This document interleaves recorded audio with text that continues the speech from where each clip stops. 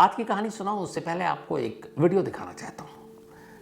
ये वीडियो देखिए, इसमें एक शख्स क्या कुछ कर रहा है, उसे देखिए और सुनिए। चिड़िए चले आऊंगा, जब मैं रहना पाऊंगा तो तेरे पास रे सोना, धूल बेचन आऊंगा, सुन के आवाज घर से बाहर निकला, कुछ दूर सुन। तो इस शख्स का गाना सुना आपने, और ये घर की तस्वीर है। उस घर के अंदर शायद फर्श पक्की नहीं है, मट्टी है, मट्टी की क्यारियाँ बना रहा है और उन्हीं के साथ वो एक गाना गाता जा रहा है। बीच बीच में थोड़ा से उसके तेवर, उसका गुस्सा भी आता है, लेकिन गाना गाया जा रहा है और मिट्टी के साथ खेलता जा रहा है। तो इसका ये खेल भी देखा आपने और ये गाना भी सुना। इस तस्वीर में अभी तक ऐसी कोई चीज़ नहीं है, लेकिन इसके आगे की तस्वीर ना आप देख पाएंगे ना मैं दिखा पाऊंगा। तो उस तस्वीर को रहने दीजिए, उस तस्वीर की कहानी बताता हूँ। जिस जगह पर, जिस घर के अंदर ये शख्स बैठा हुआ इस वक्त मिट्टी से खेल रहा और साथ में गुनगुना रहा है, उससे मुश्किल से 8 से 10 कदम की दूरी पर उसके दाईं तरफ इसी घर के अंदर एक पूरे कमरे में लाश के छोटे छोटे टुकड़े बिखरे पड़े हैं। उन टुकड़ों की मौजूदगी में 8-10 कदम दूर बैठकर ये गुनगुना रहा है और इस मिट्टी के साथ खेल रहा है। जो लाश के टुकड़े हैं वो एक महिला के हैं, और वो महिला कोई और नहीं, इसी शख्स की माँ है, सगी माँ। बस यूं समझिए कि करीब आधे घंटे पहले, ये जो आप इसकी तस्वीर देख रहे हैं, ठीक इससे आधे घंटे पहले इसने अपनी माँ का पहले गला घोंटा। जब वो मर गई तब इसने कुल्हाड़ी उठाई और अपनी माँ के टुकड़े करने शुरू कर दिए। इतने सारे टुकड़े की सोच से भी परे की चीज़ है। घर के जो बाकी मेंबर थे उसको इसने एक कमरे में बंद कर दिया था। इसके बाद उसी कमरे में दूसरे जो बाहर जहाँ टुकड़े किए वहाँ उन टुकड़ों को छोड़ा और अब आकर यहाँ पे मिट्टी के साथ खेलने लगा और गाना गाने लगा। ये दहला देने वाली तस्वीर छत्तीसगढ़ के जशपुर की है। जब ये सब कुछ हो रहा था तभी घर के अंदर कमरे में बंद लोग, कुछ महिलाएं चीखने लगी। जब वो चीखने लगी तो आस पड़ोस के लोगों तक आवाज़ गई। जब आवाज़ गई तो उन्होंने चीख कर बताया कि अंदर क्या हुआ। एक शख्स ने झांक कर देखा, वो दहल गया, वहाँ से उल्टे पैर भागा। उसने पुलिस को खबर दी। थोड़ी देर के बाद अब पुलिस मौके पर पहुंची, लेकिन जैसे ही पुलिस मौके पर पहुंची अब वो शख्स पुलिस पर हमलावर हो जाता है, उसी कुल्हाड़ी से जिस कुल्हाड़ी से उसने कुछ देर पहले अपनी माँ के टुकड़े किए थे।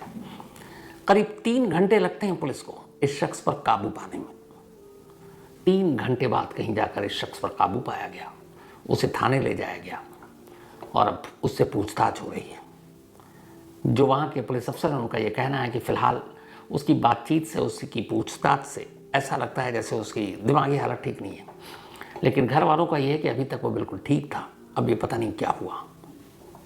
पूरा घर दहशत में था। पुलिस के बाद वो लोग भी आज़ाद हुए और उसकी गिरफ्तारी के बाद जब पुलिस उस कमरे में पहुंची जहां लाशों के टुकड़े बिखरे पड़े थे, वो मंजर देखकर पुलिस वालों की भी हालत ख़राब हो गई। तो पूरी कहानी तो आपने सुन ली, अब इसका गाना एक बार फिर सुन लीजिए, क्योंकि अब आपको एहसास हो जाएगा कि इस गाने के पीछे की कहानी की असलियत क्या है। चिड़िए चले आऊंगा, जब मैं रहना पाऊंगा तो तेरे पास रे सोना, धूल बेचन आऊंगा, सुन के आवाज घर से बाहर निकला, कुछ दूर सुन। तो ये अफसोसनाक कहानी थी छत्तीसगढ़ के जशपुर की। अब पुलिस उसका मेडिकल चेकअप कराएगी, डॉक्टरी कराएगी, फिर जो भी रिपोर्ट आएगी आगे उसी हिसाब से कार्रवाई की जाएगी।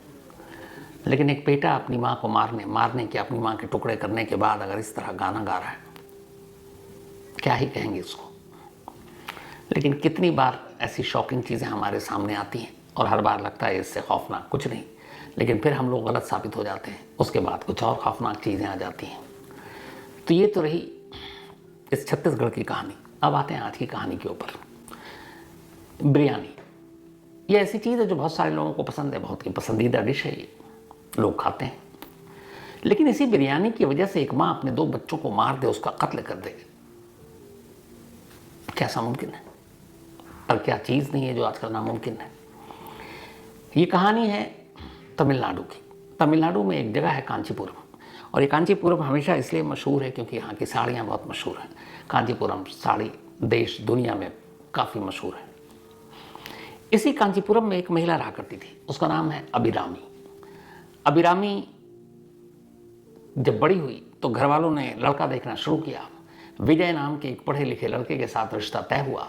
अभिरामी की शादी हो गई। विजय एक प्राइवेट बैंक में ठीक ठाक पोस्ट पर था। शादी के बाद सब कुछ गृहस्थी ठीक ठाक चल रही थी। दोनों के 2 बच्चे हुए। इनमें से एक 7 साल का बेटा अजय और एक 4 साल की बेटी थी। विजय भी खुश, अभिरामी भी खुश, सब ठीक ठाक। लेकिन फिर 2016-17 जब सोशल मीडिया का थोड़ा दौर बढ़ा तो उसके बाद रील और ये सारी चीज़ें आनी शुरू हुई, तो अभिरामी की भी नज़र उस तरफ पड़ी। वो उस वक्त टिकटॉक भी था जो बंद हो गया, तो सोशल मीडिया की तरफ थोड़ा ज़्यादा एक्टिव रहने लगी। और उसे एक और शौक था, सोशल मीडिया के साथ रील बनाने के साथ बिरयानी उसकी फेवरेट डिश थी। इत्तेफाक से अभिरामी जहाँ रहा करती थी कांचीपुरम में, उसी के बराबर में एक रेस्टोरेंट था, बिरयानी की दुकान थी। तो अक्सर वो वहाँ से बिरयानी लेने जाया करती थी। इसी बिरयानी लाने ले जाने के दौरान बिरयानी शॉप के ओनर से उसकी दोस्ती हो गई। फिर ये दोस्ती प्यार में बदल गया। अब दोनों मिलने जुलने लगे। इधर विजय बैंक में नौकरी करता था और उसकी अपनी एक टाइमिंग थी, फिक्स टाइमिंग। तो इसका भी फ़ायदा अभिरामी को होता। बच्चे छोटे होते, बिरयानी ओनर जब तब उससे मिलने के लिए घर पे पहुंच जाता। लेकिन ऐसी चीज़ें बहुत दिनों तक तो छुपती हैं नहीं। आखिरकार एक बार ये बात उसके पति को पता चल गई। जो बिरयानी ओनर था उसका नाम था मीनाक्षी सुंदरम। तो सुंदरम और अभिरामी के बीच में इश्क पनपने लगा था। और वजह थी यही बिरयानी, क्योंकि वो अक्सर बिरयानी लेती, उसी शॉप पर जाती, लेकर आती। और फिर सुंदरम और उसमें प्यार हो गया, मिलने लगे। बच्चे इतने समझदार थे नहीं। लेकिन धीरे धीरे वक्त बीता और विजय को कहीं ना कहीं शक हो गया। अब जब विजय को शक हुआ तो उसने नज़र रखनी शुरू कर दी। अब अभिरामी को ये पता था कि विजय बेशक बैंक में है, लेकिन उसके पीछे में कुछ ना कुछ लोगों को उसने इस काम पे लगा रखा कि वो पता करे कि उसके पीछे में घर में कौन आता है। और ये साबित भी हो गया। 1-2 बार जब सुंदरम आया, विजय को पता चल गया, उसने बैंक से ही फ़ोन किया। अब धीरे धीरे विजय की इस रोक टोक और उसकी जानकारी में ये चीज़ें आ जाने के बाद अभिरामी को अब ज़िंदगी बड़ी बुरी लगने लगी। उसे लगा कि उसका पति क्यों रोक रहा है। उसे इश्क है सुंदरम से, दोनों मिल सकते हैं, जुल सकते हैं, लेकिन उधर पति है, 2 बच्चे हैं, तो क्या करें। इधर ये भी था कि 2 बच्चे हैं। धीरे धीरे उसके मन में आ रहा कि ये बच्चे भी बोझ हैं। अगर बच्चे ना होते तो कब का सुंदरम के साथ भाग जाती, एक नई दुनिया बसाते, दोनों मिलकर शादी करते, कहीं और रहते। अब ये सारी चीज़ें दिमाग में चल रही है, धीरे धीरे मिल रहे हैं। इधर बंदिशें इतनी हैं कि अब विजय को हमेशा पता चल जाता कि कब अभिरामी घर में है, कब बिरयानी की शॉप पे है, कब दोनों घूमने गए हैं। तो इसी रोक टोक के बीच में आखिरकार अभिरामी ने एक फैसला लिया, एक बहुत ही खौफनाक फैसला। उसने सुंदरम के साथ मिलकर ये तय किया कि वो अपने दोनों बच्चों को मार देगी, और मारने के बाद फिर उसकी कोई जिम्मेदारी बचेगी नहीं, और वो और सुंदरम भाग जाएंगे और दोनों कहीं किसी गुमनाम जगह पर जाकर एक नई जिंदगी शुरू करेंगे। पहले तो उसका प्लान ये भी था कि पति को भी मार दे, ताकि फिर कहीं भागने की ज़रूरत ना पड़े। लेकिन उसे पता था कि पति को मारने पर फिर बहुत सारी चीज़ें होंगी, हो सकता है पुलिस पकड़ ले। बच्चों की मौत को किसी तरह छुपाया जा सकता है, ये उसके दिमाग में आ गई बात। सुंदरम और जो अभिरामी है, दोनों इस प्लान के लिए तैयार हो गए। अब इंतज़ार करने लगे। इत्तेफाक से 2018 साल और अगस्त का महीना, बैंक में कुछ बहुत ज़रूरी काम आ गए, बहुत सारे। तो बीच बीच में वीक में 1-2 बार ऐसा होता जब विजय को बैंक में पूरी रात रुकना पड़ता, लेट नाइट आता वो। तो ऐसे एक दिन विजय ने अभिरामी से कहा, ये बात है 31 अगस्त, 31 अगस्त, इत्तेफाक से ये भी अगस्त का महीना है। तो 31 अगस्त को विजय ने अभिरामी अपनी पत्नी से कहा कि आज बैंक में काम है और मैं शायद सुबह आ पाऊँगा, क्योंकि सारे काम को जल्दी निपटाना है। जैसे ही अभिरामी को ये बात पता चली, उसने सुंदरम को बताया और सुंदरम के साथ मिलकर उसने प्लान बनाया कि जो कुछ करना है आज रात ही करना है। सुंदरम ने अब उसे आइडिया दिया बच्चों को मारने का। उसने कहा, बच्चे हैं 7 साल 4 साल की उम्र है, ज़्यादा दिक्कत हो गई नहीं, इन सबको नींद की गोली दे दो दूध में मिलाकर। एक माँ मेडिकल शॉप पर जाती है और नींद की गोली खरीद कर लेकर आती है अपने ही 2 बच्चों के लिए, एक बेटे और एक बेटी के लिए। उसे पता था कि आज रात विजय नहीं आएगा। रात को दोनों बच्चों को खाना खिलाती है, फिर सोने से पहले दोनों को दूध देती है, लेकिन उस दूध के गिलास में नींद की दवा मिली हुई थी। बेटी छोटी थी, दवा की मात्रा ज़्यादा। बेटी की मौत तो शायद रात को हो गई। अब उसके बाद इधर अभिरामी इंतज़ार कर रही है बेटे की मौत की। वो उसे हिला डुला कर देख रही है। बेटी की सांसें अब भी चल रही हैं। देर रात हो गई। उसे लगा कि ये क्या हो रहा है। फिर उसने फ़ोन किया अपने प्रेमी को और कहा कि बेटा तो अभी तक जिंदा है सुंदरम को, लेकिन बेटी मर चुकी है और पति सुबह कभी भी आ सकता है। फिर ये तय हुआ कि बेटा नींद की गोली से नहीं मर रहा है, इसलिए तकिया से उसका मुंह दबाओ और उसे मार डालो। अभिरामी यही करती है। आधी बेहोशी, आधी जागी हुई हालत। बच्चा अभी पूरी तरह से मरा नहीं है। एक माँ तकिया उठाती है, उसके मुंह पर रखती है और पूरी ताकत से तब तक दबा कर रखती है जब तक उसकी सांसों की डोर टूट नहीं जाती। फिर जब उसे पता चल जाता है कि दोनों मर चुके हैं, उसके बाद वो अपना बैग पैक करती है, उसमें सामान रखती है। सुंदरम से पहली बात हो चुकी थी। सुबह सवेरे इससे पहले कि विजय घर पहुंचे, वो सामान लेकर, गहने लेकर, पैसे लेकर घर में ताला लगाती है और निकल जाती है। सुंदरम कहीं इंतज़ार कर रहा था, फिर दोनों साथ होते हैं और निकल लेते हैं शहर से, कांचीपुरम से। इधर अब सुबह ही करीब 7 बजे विजय घर पहुंचता है। देखता है घर में ताला लगा। वो हैरान। वो फ़ोन करता है मोबाइल पर, मोबाइल स्विच ऑफ।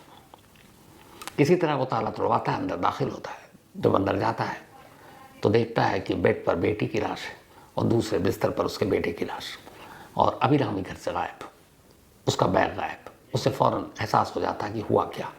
फ़ौरन इसके बाद वो पुलिस को खबर देता है। पुलिस मौके पर पहुंचती है। दोनों बच्चों की लाशों को अस्पताल भेजा जाता है, पोस्टमार्टम होता है। फिर फॉरेंसिक रिपोर्ट आती है जिसमें पता चलता है कि इन दोनों को केमिकल दिया गया था जो कि एक नींद की गोली थी, और साथ ही बेटे की मौत गला घोंट कर किया गया, तो क्योंकि मुंह पे तकिया रखा था। अब बच्चों की लाश घर में, माँ गायब। पुलिस तफ्तीश शुरू करती है मोबाइल के सहारे, फिर पता। इसी दौरान में स्टेटमेंट देता है विजय कि उसकी वाइफ और सुंदरम के बीच में अफेयर था, जिसको लेकर उसने अक्सर उसे डांटा। पुलिस जब सुंदरम की बिरयानी शॉप पर पहुंचती है तो वो भी बंद, भागा हुआ। अब पुलिस को यकीन हो जाता है। दोनों को ट्रैक करने की कोशिश करते हैं और आखिरकार मोबाइल के जरिए दोनों का लोकेशन पता चलता है, कांचीपुरम से कुछ दूरी पर, और पुलिस की टीम दोनों को गिरफ्तार कर लेती है। गिरफ्तार करने के बाद जब उन्हें लाया जाता है, पहले तो दोनों गुमराह करते हैं, लेकिन फिर बहुत सारे सबूत उनके खिलाफ थे। वो सारे सबूत, उनके मोबाइल का लोकेशन, अर्ली मॉर्निंग तक घर में होना, नींद की गोली जिस मेडिकल स्टोर से लेकर आए उस मेडिकल स्टोर की गवाही, और सबसे बड़ी बात सुंदरम का फ़ौरन अपना जुर्म एक्सेप्ट कर लेना। उसे ये लगा कि उसने तो कुछ किया नहीं, सिर्फ साथ दिया, बट मारने में तो माँ ही आगे थी। नींद की गोली दूध में मिलाकर अभिरामी ने अपने हाथों से बेटी को दिया, अभिरामी ने अपने हाथों से तकिया से गला घोंट कर बेटे को मारा। तो उससे गलतफहमी थी, इसलिए उसने एक्सेप्ट किया, लेकिन साजिश में वो बराबर का शामिल था। पुलिस दोनों को फिर पकड़ती है। इसके बाद चार्जशीट दाखिल होती है। फिर मुकदमा लोअर कोर्ट में पहुंचता है, कांचीपुरम की principal district and session court में। पूरे 7 साल तक ये मुकदमा चलता है। 7 साल तक अभिरामी और सुंदरम दोनों जेल में होते हैं। 7 साल के बाद पिछले महीने 24 जुलाई को, लास्ट मंथ, कांचीपुरम की ये प्रिंसिपल डिस्ट्रिक्ट सेशन कोर्ट फैसला सुनाती है। फैसला ये कि एक माँ ने अपने हाथों से जिस तरीके से 2 मासूम बच्चों को मारा, नींद की गोली से जब उसे लगा कि वो बच जाएगा, और फिर बेरहमी से तकिया मुंह पर रखकर उसका दम घोटा, और जिस तरीके से सुंदरम ने उसकी मदद की, और जिस तरीके से दोनों फिर घर से भागे, तो एक माँ जो अपने बच्चों का खून इसलिए कर रही है क्योंकि उसे अपने प्रेमी के साथ भागना है। अदालत ने अपने जजमेंट में लिखा कि ये एक नज़ीर है और ऐसी माँ कहीं से भी रहम की हकदार नहीं है, और ना ही सुंदरम। इसलिए इन दोनों को न सिर्फ उम्र कैद की सज़ा दी जाती है, बल्कि जब तक इनकी उम्र है तब तक इनको कैद कर लो। यानी 10, 15, 20, 10 साल तो होता नहीं, 15, 20, 30 आजकल जजमेंट में लिखा होता है। लेकिन इनकी जजमेंट में ये था कि जब तक इनकी सांसें हैं, जब तक ये दोनों जिंदा हैं, ये जेल की सलाखों के पीछे रहेंगे। पूरी उम्र अब इन्हें कैद में काटनी होगी। ये भी जुलाई का फैसला था।